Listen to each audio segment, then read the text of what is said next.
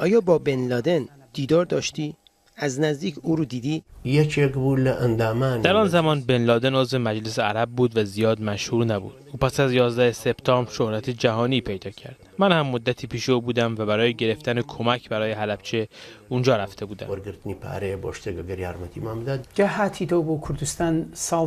بعد از بازگشت به کردستان شما انصار الاسلام رو تأسیس کردی، درسته؟ بله، من و چند نفر دیگه. شما رهبر انصار الاسلام در منطقه بیارو و خرمال بودید. من اخیراً از اون منطقه دیداری داشتم. اونجا منطقه محدودی در مرز با ایرانه.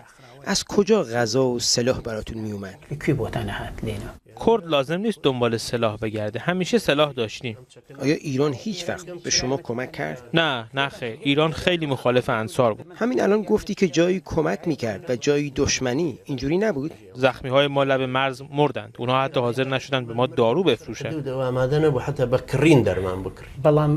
اما شاهدان محلی میگن پس از حمله آمریکا اونایی که زنده موندن به ایران برده شدن. دروغه. حتی میگن در ایران به اونا اردوگاه نظامی داده شد. همه اینا دروغ محض.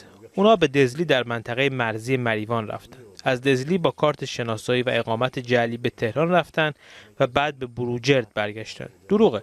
به من گوش کن. به تهران هم رفتن؟ بله، با جواز سفر جعلی رفتن. این یه معماست. در مناطق کردشین ایران، من خودم اهل اونجام. در اون زمان اگه هر حرکتی انجام میشد، مثلا در اون زمان اگه یک کلاس برای تدریس زبان کردی با چند نفر در خانه خودت تشکیل میدادی، اطلاعات ایران فوراً با خبر میشد. چگونه ممکنه نیروهای انصار الاسلام تونستن به تهران برن، بعد برگردن به منطقه مرزی اورامانات عملیات انجام بدن؟ کسی هم مانع اونا نشه. اولا خیلی از این افراد در سال 2003 توسط اطلاعات ایران دستگیر شدند و هنوز در زندان ایران هستند. 14 سال در زندان طاغوت ایران هستند.